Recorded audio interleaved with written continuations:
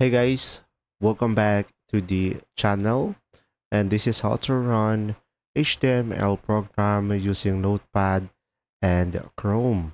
So guys, from here, as you can see, I have a HTML program over here. It is a racing game that I have made.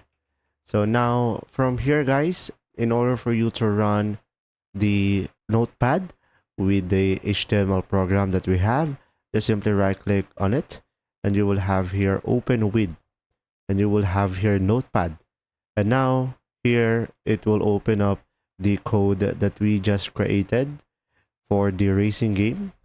And now if you want to open the HTML program with a Chrome, just simply right click on it and you will have here open with Google Chrome. So from here, as you can see, it will be on the Google Chrome. And guys, if you want to set it as a default, you can just simply right click on it and select open with and go for choose another app. And from here, you could go for Notepad and you could just simply select always to set it as a default file. And that's simply about it. I hope this video helped you understand more. If you do, leave a like and thanks for watching.